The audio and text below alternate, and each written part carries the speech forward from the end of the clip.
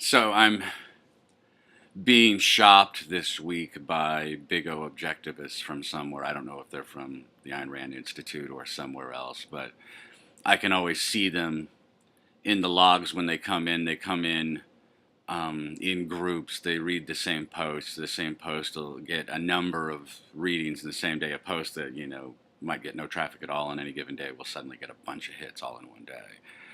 And it'll be a group of posts that will show that kind of activity where obviously a group of people are all reading the same post. Somebody is emailing them all with a list of links maybe, or they're emailing links to each other. Who knows what? I don't know how it's working. But I can always tell when it's happening. And they've hovered around this week on the posts that I've written on the incredibly consequential mistake that Ayn Rand made by being overtly anti-reproduction, covertly anti-marriage, and all but overtly anti-family. This is the actual love, sex, marriage, and family position of official objectivism is, okay, if you insist.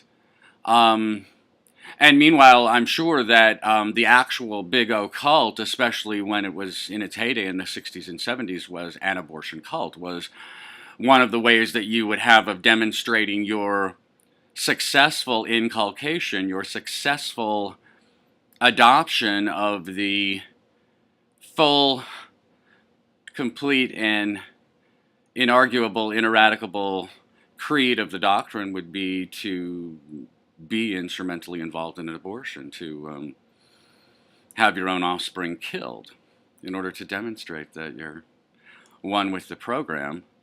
And really as a way of removing doubt about who is one with the program and kind of removing doubt about who's going to stay and who's going to go, because that's a pretty ugly set of lead handcuffs that you put on once you have killed your own offspring. But the most serious consequence of this error is that it makes official objectivism self-eradicating. Self-eradicating. They will eliminate themselves, not just from the earth as people, but from the marketplace of ideas. They will disappear. They will vanish because they don't reproduce. This is the only reliable way of keeping movements alive.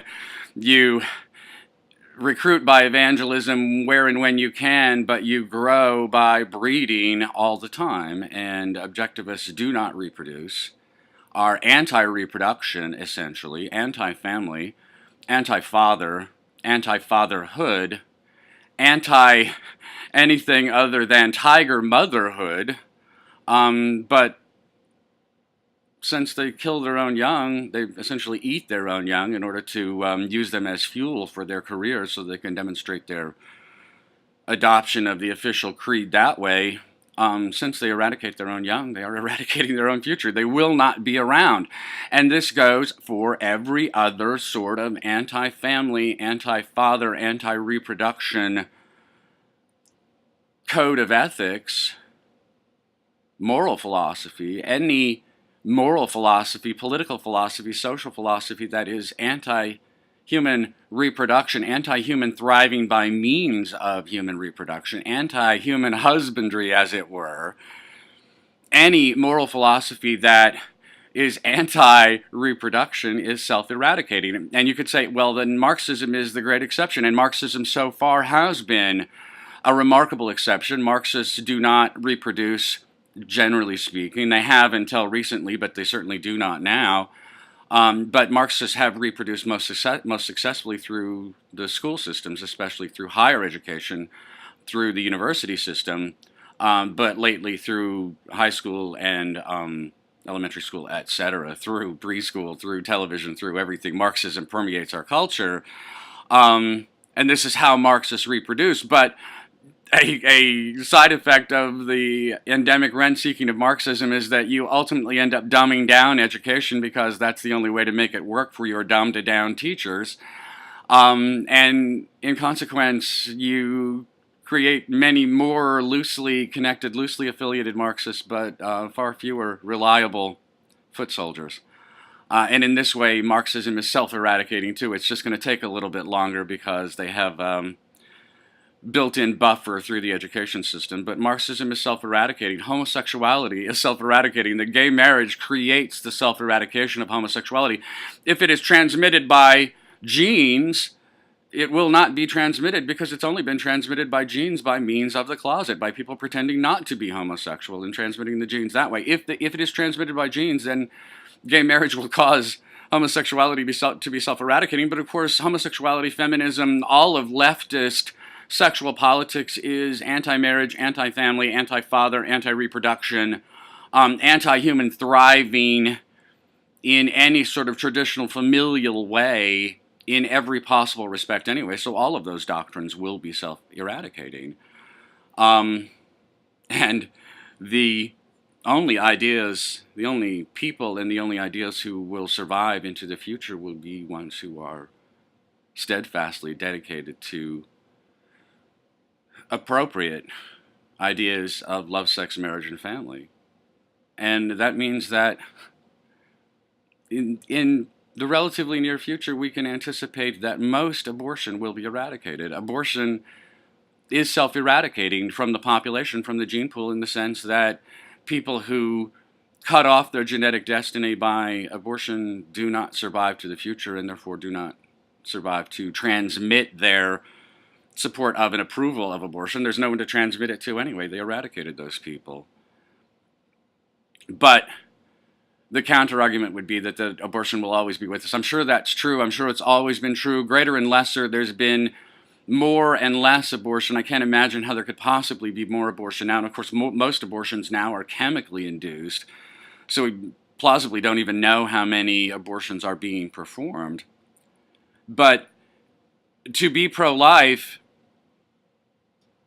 is obviously the only sane position that one can take. It's the only thing that is appropriate to the life of an organism, is to be pro-life. We're the only organism who has to be told that being in favor of one's own survival and the survival of one's offspring is normal and natural, decent and appropriate, and the only possible way to assure the survival of your own genes and the genes of your species, the only possible way to assure the survival of your children is to thrive and to teach them how to thrive. We're the only organism who has to be taught any of these facts, but these nevertheless are facts, unavoidable, ineradicable, unchangeable, inarguable facts of ontology. This is the way the world really works, the way the universe works for all organisms, including the one organism who can talk about it. This is the way the world works. And therefore, it should be the goal of thoughtful people with an eye toward the future to eradicate abortion as much as is causally possible. I'm an anarchist. I'm not in favor of any laws, whatever. I would never think to outlaw abortion because I wouldn't outlaw anything a priori and outside the context of my own interest. I'm interested in defending my own life, my own property, and I see every means for achieving those ends peacefully by means of the civil courts. I don't see any need for criminal courts or for prohibitions, malum prohibitum, rather than malum in se.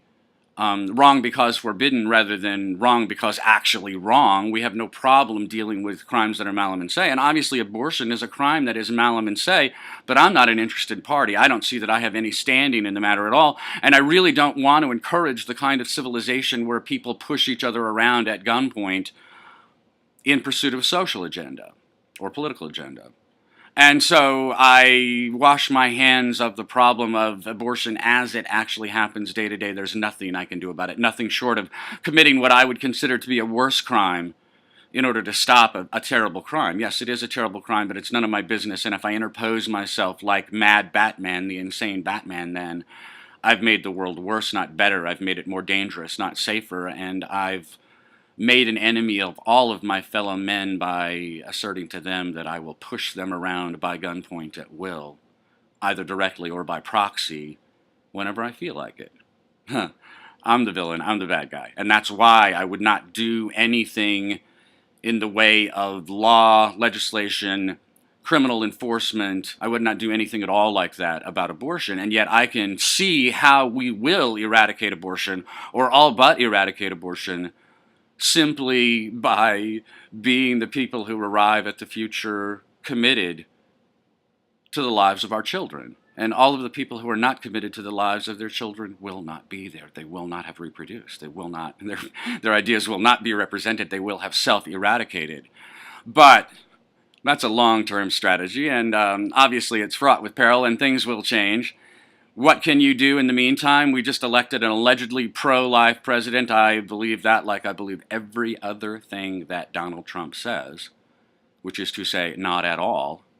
Donald Trump was hideously pro-abortion as recently as a year and a half ago, in favor of killing them after the head popped out, and maybe he was in favor of that too. There was no baby he wouldn't kill as long as he didn't have to look at it.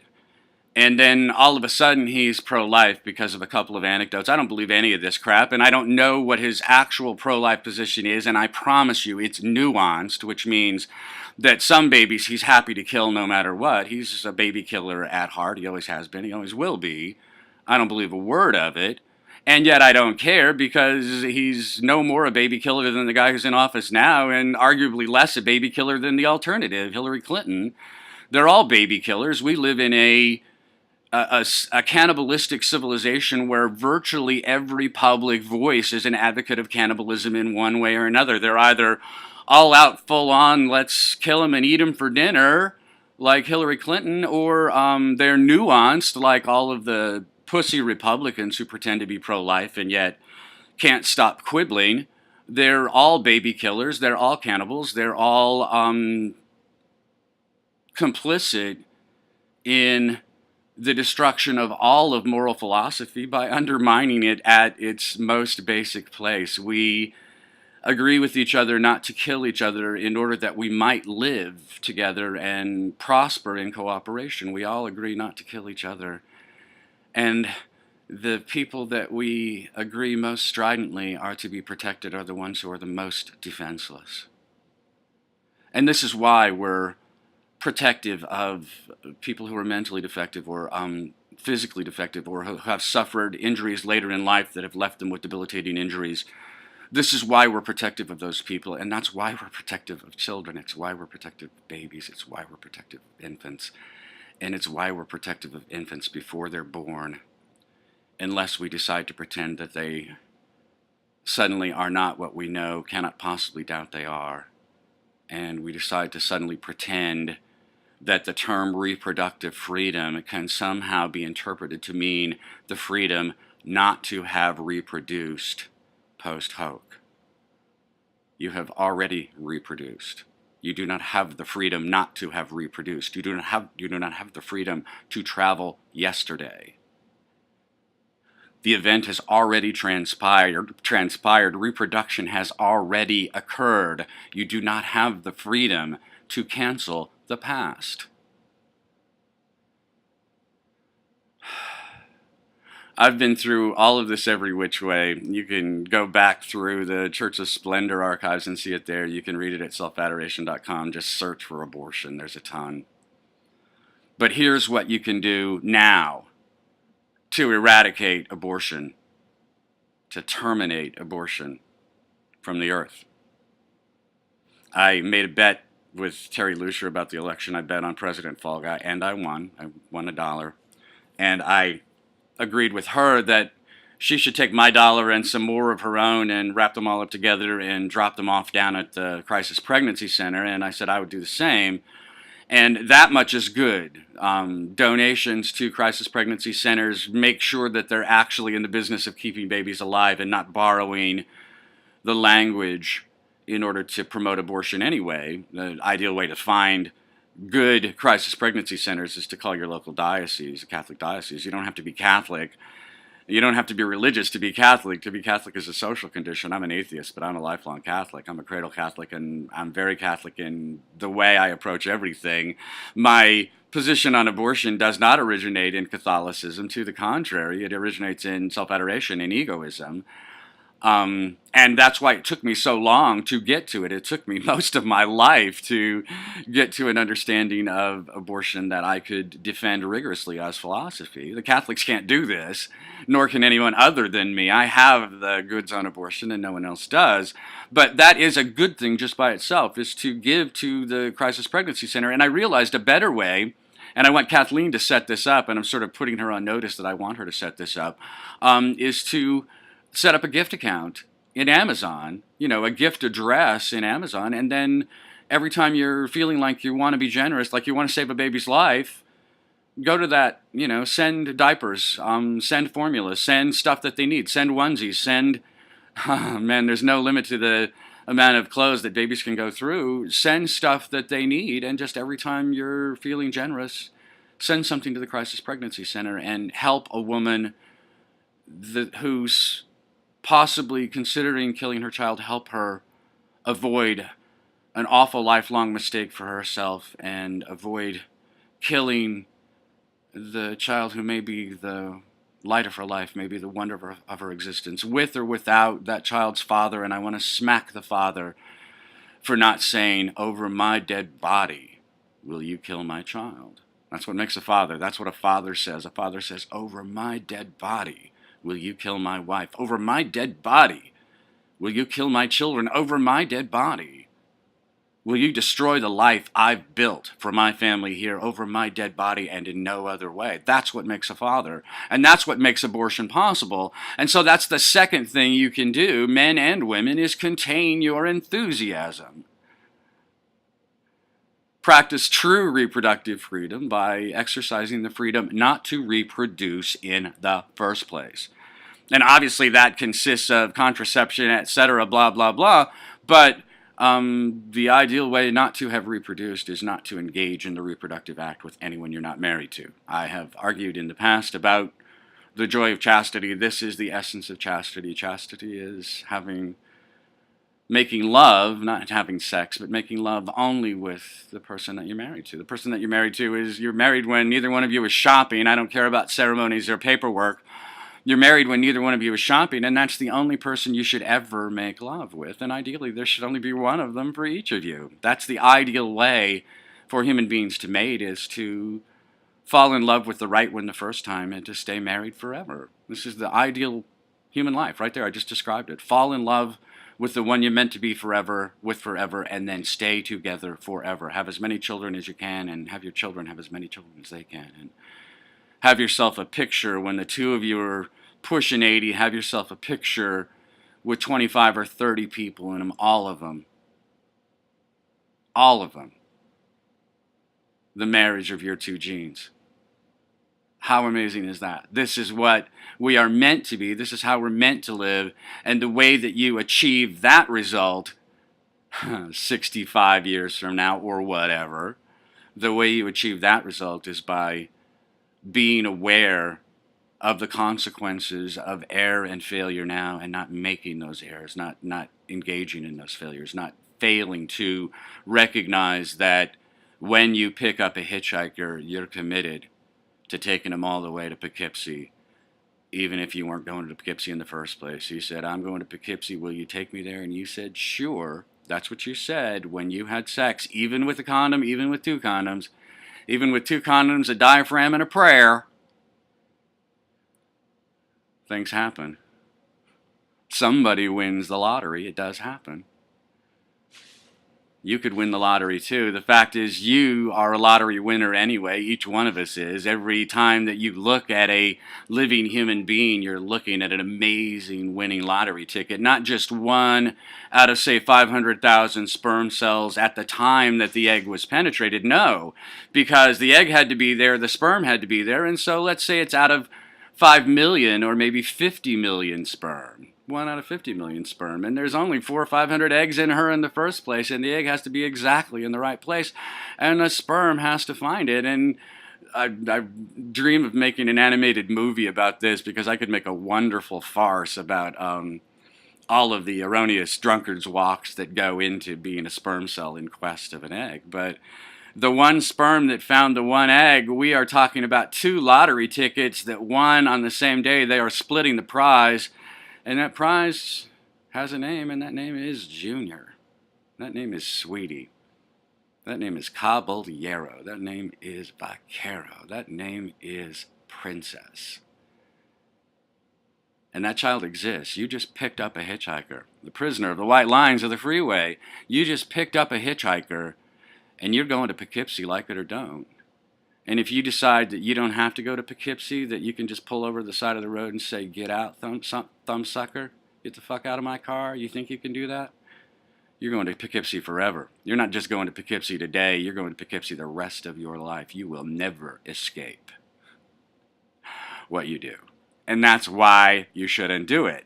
You must contain your enthusiasm. Do you want to terminate abortion? Terminate it from your own life. Don't just terminate it from your praxis, from your stupid promiscuity. That goes. We make love only with the one we're married to.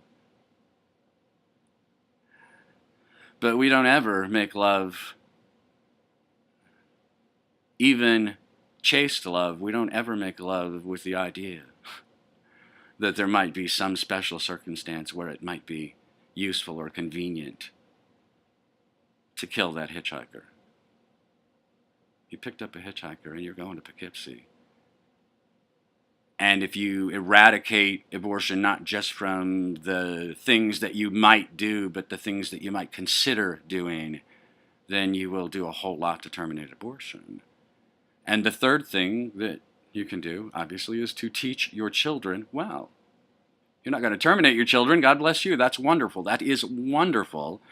You're going to raise them right, which means, Dad, you're going to raise them right. You're going to cultivate your children. You're going to be a testudo father. You're going to have firm and fixed moral principles that apply inside the home, and there is no alternative, and there is no consideration of intrusions from the outside. We are who we are, and this is who we are, and this is how we will behave. And if you cultivate your children that way, and if you cultivate your children with the understanding that casual and stupid indulgence of appetites will have lifelong consequences, and if you teach your children what it is that makes a good mate, that makes a good father, makes a good mother, and teach your children to look for that rather than what makes the tingles go jingle jangle. If you raise your children to understand why being pro-life is being pro-humanity, pro-egoism, pro-self-adoration, pro-thriving, pro-splendor, why you cannot possibly attain the most joyous, thriving, splendorous human life while either killing or entertaining the possibility that you might kill your own offspring. This is anti-human because we are aware of it, because we can talk about it. It's anti-life because it would be abhorrent were it to evince itself in any sort of organism. But it's anti-human, it's anti-humanity, it's anti-mentation, rationality, it's anti-mind. But it's anti-ego. It is the maybe the most enduringly consequential evil act that a human being can take. Awful. Mea culpa. I'm not directly involved, but I financed one and counseled another. I hurt, still hurt, will forever. My error, my sin, my stain, my pain, my burden, my penalty, it's not something I can dismiss. It's not something I can eliminate. It's not something I can pretend it doesn't exist. It's with me forever. But it's wrong. And if you help your children understand why it's wrong when they're young, and believe me, they'll find it very easy to understand then. When they understand how killable they are, they really understand the risk they're at. Kittens are wise to be wary, I say to children all the time. Kittens are wise to be wary. But that wisdom is hard won in children. They know how easy it is to get hurt, and they know how easy it would be for mom or dad or any bigger kid to put them out of existence just like that. And so they're not going to be hard to persuade when they're young. They'll be harder to persuade as they get older and they want to indulge those appetites, but you will have modeled the right way to be married throughout the course of your marriage. You will make the argument conceptually, but you also have to make it in your example, or none of it makes any sense. Do as I say, not as I do is absurd. It's insane. It always fails. You want your children to do as you do, and that means you must do as you should do. And if you have done as you should have done, then your children will do as you want them to do. Most of the time, most of them will. And your children will have children who will be taught the same ideas, and their children will grow up the same way, and these will be the children who will survive into the future when every other creed and doctrine, anti-life, anti-mind, anti-humanity, anti-child, anti-reproduction, anti-father, anti-family, every other doctrine of the earth will have self-eradicated. And accordingly, we will have all but universally terminated abortion by living our values, not by fighting other people. This is Church. That's Splendor. I'm Greg Swan, and I'll talk to you next week.